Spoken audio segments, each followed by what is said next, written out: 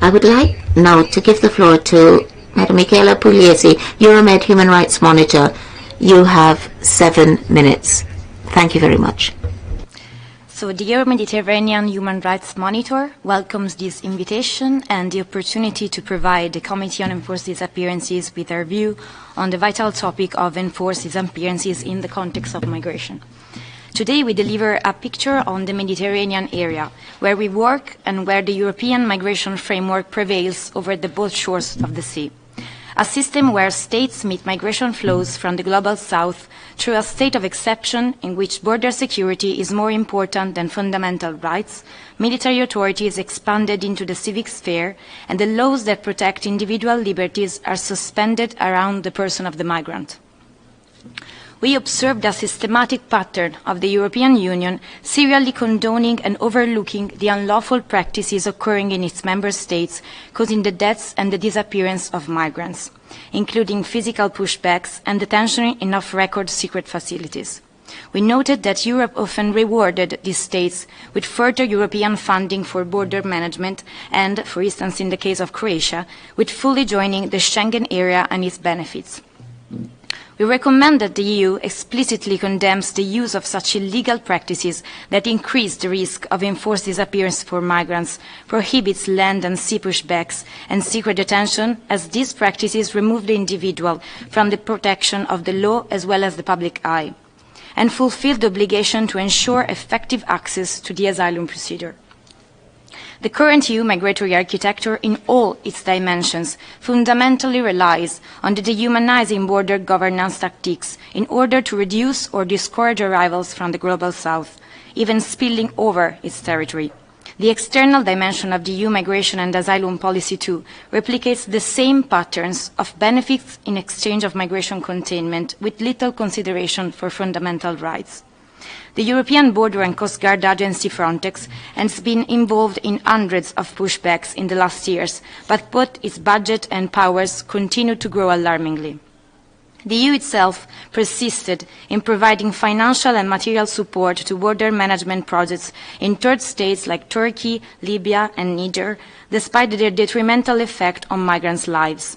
In Libya, for instance, people on the move intercepted at sea by the so-called Libyan Coast Guard or directly trapped at the border after their journey across the desert are systematically taken to undisclosed locations, detained without legal counsel and subjected to the worst forms of torture.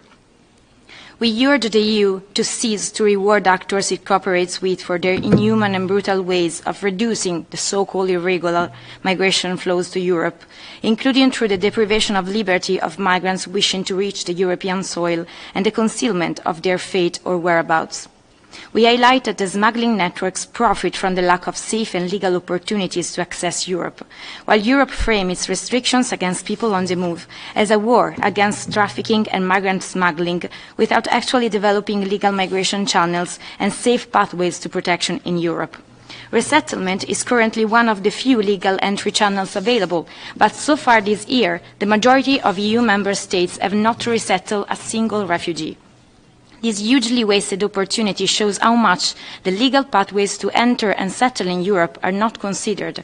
We believe it is unreasonable for the EU to condemn irregular means of entry when these are the only means available for accessing the asylum process and the European territory. EU policies focusing on deterring entry heighten the risk of migrants becoming victims of human rights violations, including disappearance, as your report shows very well. Therefore, we recommend the EU to foster regular and safe pathways from the Global South, in line with the objectives of the Global Compact on Migration, to increase efforts to counter any form of exploitation or trafficking in persons, to end impunity for smuggling networks, and to ensure smuggled migrants are not criminalized.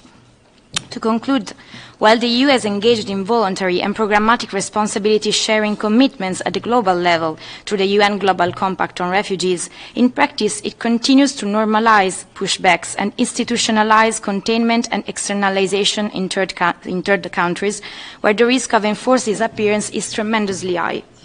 Since the central Mediterranean is both the main migratory route into the EU and the world's deadliest known migration route, the European Union should conduct contextual analysis on the structural failures of its migration and asylum system. The growing disappearance of migrants on their way to Europe under the guise of border enforcement is in fact racialized state violence. Migrants do not simply go missing. They are subjected to enforced disappearances through a variety of tools designed to put them at risk and prevent their arrival. This is why the term disappeared is particularly useful. It shifts the blame to states for their abusive migratory policies rather than on the person's forced choice of taking dangerous routes. Within the available legal tools to hold governments accountable for the systematic violations of migrants' and refugees' rights, the legal prohibition of enforced disappearance has particular potential, as it illustrates the political aspect of this crime. Linking migration to an illegality framework contextualizes border deaths as a kind of foreseeable consequence or punishment, so that the thousands of racialized persons dying and disappearing at Europe's borders do not seem like tailored strategies we can and must avoid. We therefore call on EU and its member states to make enforced disappearances either committed by state agents or armed non-state actors within Europe or through European complicity criminal under national law and punishable by appropriate penalties which take into account the extreme seriousness of this crime. Thank you.